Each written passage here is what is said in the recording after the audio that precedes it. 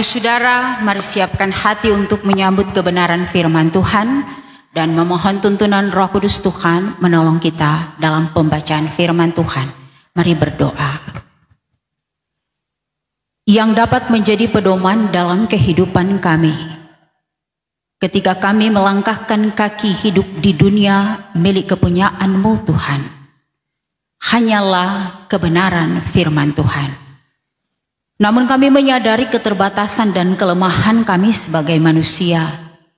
Kami tak akan mampu dan sanggup memahami kehendak-Mu jika kami memakai akal pikiran kami.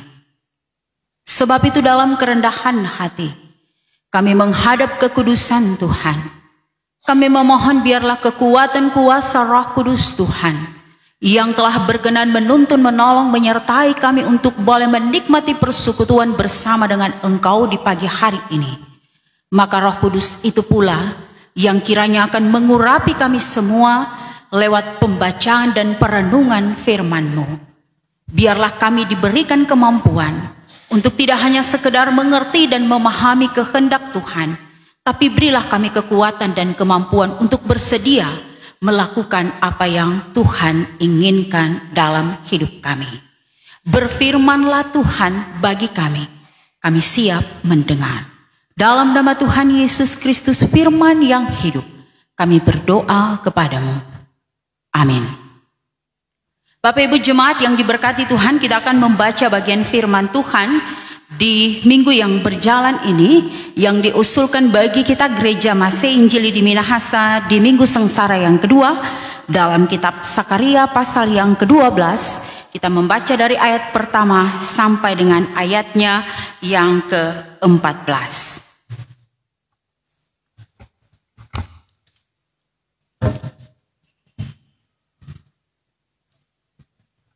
Kitab Kudus Perjanjian Lama, Kitab Sakaria pasal yang ke-12, kita membaca dari ayat yang pertama sampai dengan ayat yang ke-14. Ada dua perikop yang diusulkan untuk kita renungkan di minggu yang berjalan ini. Sekali lagi kitab Sakaria pasal 12, ayat yang pertama sampai dengan ayat yang ke-14. Ucapan ilahi. Firman Tuhan tentang Israel, demikianlah firman Tuhan yang membentangkan langit dan yang meletakkan dasar bumi dan yang menciptakan roh dalam diri manusia. Sesungguhnya aku membuat Yerusalem menjadi pasu yang menyebabkan segala bangsa di sekeliling menjadi pening. Juga Yehuda akan mengalami kesusahan ketika Yerusalem dikepung. Maka pada waktu itu aku akan membuat Yerusalem menjadi batu untuk diangkat bagi segala bangsa. Siapa yang mengangkatnya pastilah mendapat luka parah. Segala bangsa di bumi akan berkumpul melawannya. Pada waktu itu demikianlah firman Tuhan, aku akan membuat segala kuda menjadi bingung, penunggangnya menjadi gila. Atas kaum Yehuda aku akan membuka mataku, tetapi segala kuda bangsa akan kubuat menjadi buta. Sesudah itu kaum-kaum di Yehuda akan berkata dalam hatinya, penduduk Yerusalem mempunyai kekuatan oleh karena Tuhan semesta alam, Allah mereka. Pada waktu itu aku akan membuat kaum-kaum di Yehuda seperti anglo berapi di tengah-tengah timbunan kayu, dan seperti sulu berapi di tengah-tengah timbunan bulir gandum. Api keduanya akan menjilat ke kanan dan ke kiri segala bangsa di sekeliling, tetapi Yerusalem selanjutnya akan tetap tinggal di tempatnya yang dahulu. Tuhan akan pertama-tama memberi kemenangan kepada kemah-kemah Yehuda, supaya keluarga Daud dan penduduk Yerusalem jangan terlalu bermegah-megah terhadap Yehuda. Pada waktu itu Tuhan akan melindungi penduduk Yerusalem, dan orang yang tersandung di antara mereka pada waktu itu akan menjadi seperti Daud, dan keluarga Daud akan menjadi seperti Allah, seperti malaikat Tuhan yang mengepalai mereka. Maka pada waktu itu aku berikhtiar untuk memunahkan segala bangsa yang menyerang Yerusalem. Aku akan mencurahkan roh pengasihan dan roh permohonan atas keluarga Daud dan atas penduduk Yerusalem, dan mereka akan memandang kepada Dia yang telah mereka tikam, dan akan meratapi Dia seperti orang meratapi anak tunggal, dan akan menangisi Dia dengan pedih seperti orang menangisi anak sulung. Pada waktu itu ratapan di Yerusalem akan sama besarnya dengan ratapan atas Hadad Rimon di lembah Megido. Negeri itu akan meratap setiap kaum keluarga tersendiri, kaum keluarga keturunan Daud tersendiri dan istri mereka tersendiri, kaum keluarga keturunan Natan tersendiri dan istri mereka tersendiri, kaum keluarga keturunan Lewi tersendiri dan istri mereka tersendiri, kaum keluarga Simei tersendiri dan istri mereka tersendiri, juga segala kaum keluarga yang masih tinggal, setiap kaum keluarga tersendiri dan istri mereka tersendiri. Demikianlah firman Tuhan, disambut dengan pujian. Harap saja pada Allah Jemaat kolom 26.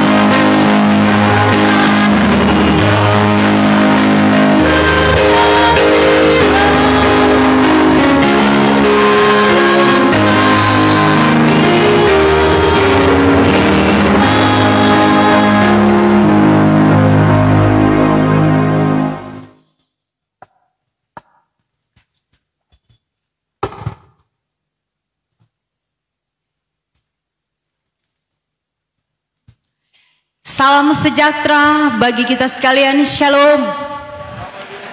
Damai di hati. Syukur dipersembahkan kepada Dia Tuhan kita, Yesus Kristus, yang telah berkenan menuntun dan memberkati bahkan menyertai kita, sehingga dalam kekuatan kuasa Roh Kudus, kita boleh digerakkan untuk boleh memberi diri ada dalam persekutuan bersama dengan Tuhan di pagi hari ini. Sekalipun kita memang masih tetap bergumul dengan pandemi yang masih belum berakhir, tetapi pandemi tidak akan pernah menghalangi kerinduan kita untuk menyembah Dia dalam roh dan kebenaran.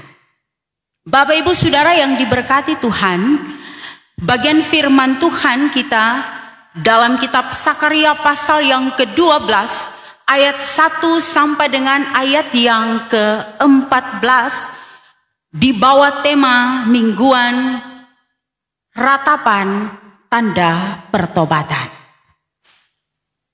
Kata ratapan dan kata pertobatan adalah dua kata yang saling berkaitan dalam pembacaan firman Tuhan kita di sepanjang minggu yang berjalan ini. Kitab Sakaria adalah kitab yang berisi tentang tulisan-tulisan yang menyingkap tentang rahasia-rahasia, tetapi juga berisi tentang nubuatan yang disampaikan jauh sebelum ada Sakaria ke depan. Dan Nabi Sakaria Tadi waktu saya berbicara dengan suami, dia bilang begini, ini Sakaria ini bukan Sakaria Yohanes Pepapa toh? Dia bilang Pak kita, dia bilang bukan. Karena Sakaria yang ini, ia hidup di tahun sekitar 500 sebelum Masehi, sebelum proses kelahiran Yesus itu sendiri. Dia adalah anak dari Berekia, cucu dari Ido. Dan dia adalah salah satu anggota keluarga imam. Jadi sebenarnya secara tidak langsung dia telah mewarisi pelayanan dari para orang tua, para pendahulunya. Nah, Sakaria ini dia menyampaikan bagian-bagian firman Tuhan ini kepada bangsa Israel ketika bangsa Israel baru kembali ke Yerusalem ketika mereka dari pembuangan di Babel. Dan ungkapan yang disampaikan Sakaria dalam bagian-bagian firman Tuhan ini hendak memberi motivasi bagaimana bangsa Israel harus berusaha ketika mereka kembali dari pembuangan untuk kembali lagi menata kehidupan keagamaan mereka. Sebab mereka harus sadar mereka dibuang ke Babel karena perbuatan dosa yang mereka lakukan. Di ayat 1 ada ucapan ilahi. Ucapan ilahi artinya Tuhan berbicara, Tuhan berfirman. Jadi Sakaria menyampaikan firman dari Tuhan. Dan dia adalah alat yang dipakai oleh Allah untuk menyampaikan firman Tuhan. Di bagian-bagian yang pertama diucapkan di sana, Tuhan Allah pencipta alam semesta yang meletakkan dasar bumi. Artinya dari ucapan ini mengungkapkan tentang betapa besar kedaulatan dan kekuasaan Allah dalam kehidupan bangsa Israel. Selanjutnya isi pewahyuan atau isi firman yang disampaikan dalam bagian firman Tuhan ini, di sana disampaikan bahwa Tuhan akan membuat bangsa Israel menjadi pasu. Tolong pikir-pikir ini pasu ini apa kok? Jadi pasu itu adalah piala tempat anggur. Saya mencari bagaimana kok DP model. Sebab ada orang punya identik kan piala. Lalu kemudian saya menemukan ternyata yang dimaksudkan dengan piala adalah cawan yang biasa orang pakai dalam perjamuan, ada DP kaki. Jadi kalau misalnya bapak-bapak kan yang sering nonton F1 atau MotoGP, kan ada dapat DP penghargaan semacam itu tapi besar kan. Tapi kalau Piala Dunia beda kan. Piala Dunia kan tangan orang yang pegang bola. Tapi orang sebut itu piala. Tetapi pasu yang dimaksudkan di sini, piala yang dimaksudkan ini tempat meletakkan anggur. Tempat anggur. Nah, sebagai simbol tentang penghakiman terakhir. Tapi juga di sana diungkapkan bahwa Tuhan akan membuat bangsa Israel menjadi anglo perapian. Jadi anglo perapian adalah semacam wadah terbuka tempat perapian. Kita pikir-pikir begini, apakah mungkin dalam pesta-pesta olahraga kan ada tempat perapian terbuka? Itu bisa saja mungkin sama dengan itu, tempat perapian terbuka. Jadi bangsa Israel akan dibuat seperti pasu tapi juga seperti anglo perapian, dalam arti bahwa ada bangsa yang meremehkan mereka, ada bangsa yang akan berusaha menyerang mereka, mereka akan dimusnahkan dengan perapian Tuhan. Jadi Tuhan akan murka bagi bangsa yang meremehkan umat pilihannya. Kemudian selanjutnya diungkapkan di sana bahwa Tuhan Allah akan mencurahkan roh pengasihan. Artinya Tuhan akan mencurahkan belas kasih-Nya kepada umat-Nya. Tapi di sana dimotivasi bahwa Tuhan akan mencurahkan pengasihan ketika umat Israel meratap seperti kehilangan anak tunggal, meratap seperti kehilangan anak. Selanjutnya diungkapkan mereka akan meratap, mereka ditikam karena ada yang ditikam. Jadi ini yang dimaksudkan, ini nubuatan dari Nabi Zakaria digenapi dalam kitab Injil Yohanes. Jadi bangsa ini harus meratapi. Mengapa mereka harus meratap? Mereka harus meratap atas setiap perbuatan dosa yang mereka lakukan, dalam kesadaran bahwa mereka bisa kembali dari Babel dalam pembuangan karena kemurahan dan kekuatan kuasa Tuhan. Karena itu harus ada penyesalan atas setiap perbuatan-perbuatan yang dilakukan yang tak berkenan bagi Tuhan. Nah, ini kaitan mengapa kita meratap. Kita meratap, kita menangis sebagai tanda pertobatan. Kalau bangsa Israel, mereka meratapi dosa-dosa yang sudah mereka perbuat, kita pun sama halnya. Meratapi semua dosa-dosa yang sudah kita perbuat. Sebab Dia, Yesus Kristus, telah bersedia melewati jalan sengsara, menderita hanya untuk menebus dosa-dosa kita umat manusia. Jadi kita menangis, kita meratap bukan hanya sekedar mengungkapkan ekspresi kita, tetapi kita meratap sungguh-sungguh lahir dari hati yang terdalam sebagai bentuk penyesalan kita karena kita telah melakukan perbuatan yang tidak dikehendaki Tuhan. Di minggu sengsara yang kedua ini kita diberi motivasi. Sebab seharusnya penghukuman itu diterima oleh kita manusia. Tetapi Yesus Kristus dalam kerelaannya, dalam kesediaannya, Dia mengorbankan dirinya, menggantikan kita menerima penghukuman yang harusnya kita terima. Darahnya telah tercurah dan semua dilakukannya satu alasan, karena Ia begitu mengasihi kita umat manusia. Sekalipun Ia mendapati ada banyak hal yang sudah kita lakukan di hadapannya, yang sering kali menyakiti dan mengecewakan, tapi Ia tidak pernah menarik kasih setia-Nya dari kehidupan kita. Bukti nyata sampai hari ini, kita tetap menikmati kelimpahan berkat Tuhan. Sekalipun ada kekhawatiran Tuhan besok orang mau makan apa, tapi Tuhan tetap menyediakan segala sesuatu, apa yang kita perlukan, apa yang kita butuhkan, bukan apa yang kita inginkan. Karena itu dalam penghayatan ini kita kembali lagi diberikan motivasi untuk bagaimana kita menghayati kesengsaraan Kristus. Darah Kristus mahal, terlalu besar. Dia mencurahkannya hanya untuk kita manusia.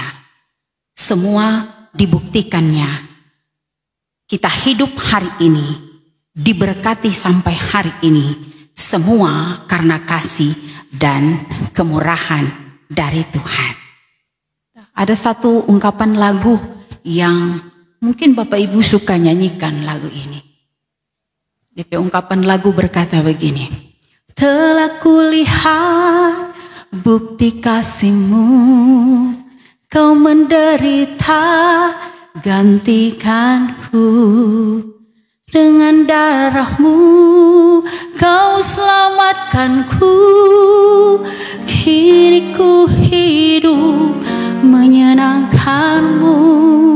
Bapak Ibu, kita nyanyikan nyanyian ini bersama. Telah kulihat bukti kasih-Mu, Kau menderita gantikanku, dengan darah-Mu Kau selamatkanku,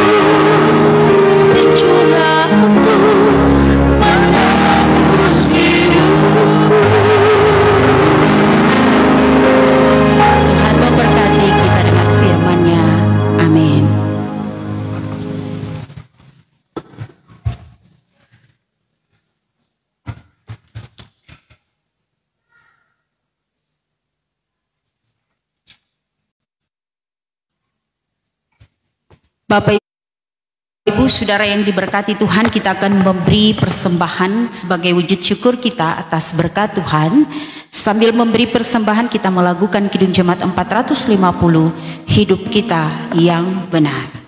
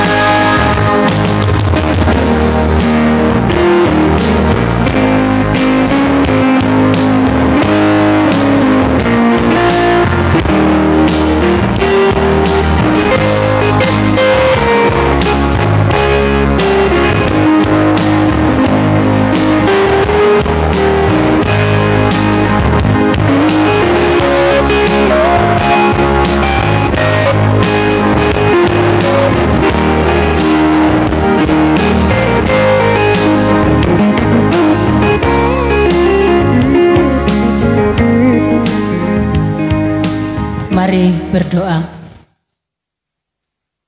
Ada ungkapan syukur yang kami naikkan di hadapan hadirat-Mu Bapa di sorga.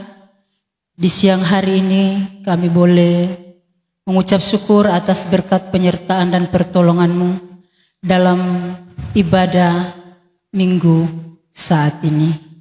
Kami percaya Tuhan bahwa Engkau yang menuntun kami, Engkau yang memberkati kami sehingga kami boleh ada di rumah-Mu yang kudus saat ini untuk bersama-sama memuji dan memuliakan Engkau.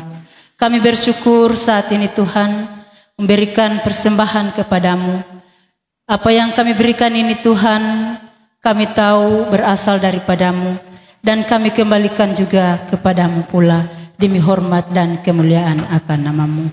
Untuk itu Bapa, berkatilah persembahan kami yang sudah kami berikan, baik itu di kotak-kotak persembahan yang ada, di pundi bahkan sampul-sampul persepuluhan yang telah kami setor di Jemaat Sion Madidir Urem. Kami percaya itu semua Tuhan mengetahui apa yang kami berikan. Kami tahu berkat Tuhan ini berasal daripadamu dan kami kembalikan juga kepadamu untuk kemuliaan hormat nama Tuhan saja. Diberkatilah tangan-tangan yang sudah memberi bahkan belum memberi. Diberkati mata pencaharian kami, usaha pekerjaan yang kami lakukan. Sehingga lewat usaha pekerjaan yang kami lakukan, pencaharian yang kami lakukan mendapat berkat dari Tuhan. Dan berkat itu pula kami bagikan untuk kemuliaan nama Tuhan saja. Terima kasih Tuhan, terimalah persembahan kami. Dan saat ini kami mendoakan untuk Kadim yang sudah menuntun ibadah pada siang hari ini. Engkau berkati Pendeta Ibu Ansye Barauntu Sarjana Teologi yang sudah memimpin ibadah saat ini.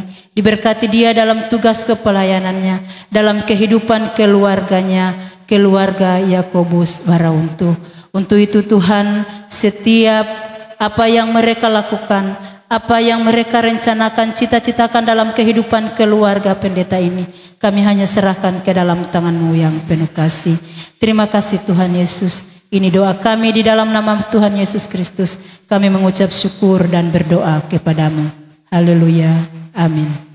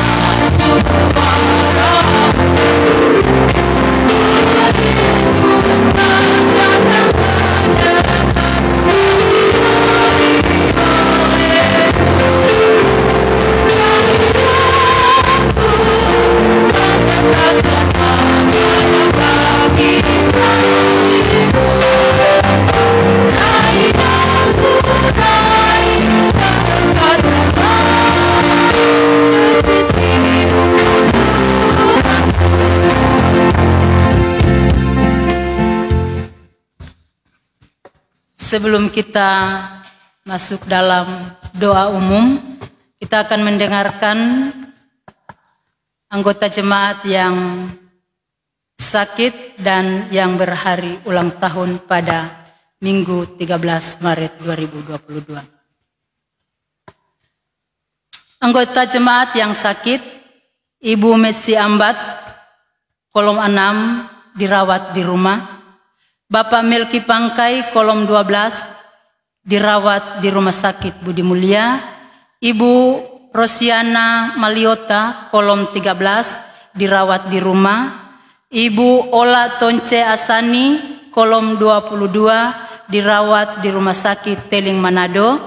Penatua Meske Larepos, kolom 23, dirawat di rumah. Bapak Frans Tege, kolom 23, dirawat di rumah. Bapak Philips Kendarto, kolom 20, dirawat di Rumah Sakit Siloam. Yang berhari ulang tahun, Matias Tempo, HUT ke-71, keluarga Tempo Takasowa. Prilia Manongin, kolom 23, keluarga Anita Lydia Kolintama, kolom 11. Marsha Hakim 12, HUT ke-9, keluarga Leto Turambi. Neritan, HUT ke-60, keluarga Peter Tanisa, kolom 21. Mario Rafael Resiloi Delu, HUT ke-9, keluarga Madelu Matei, kolom 28. Demikian. Bapak Ibu Saudara, kita akan siapkan hati untuk masuk dalam doa umum dan mengantar untuk persiapan doa. Kita angkat pujian Hatiku Percaya saat ku tak melihat jalanmu.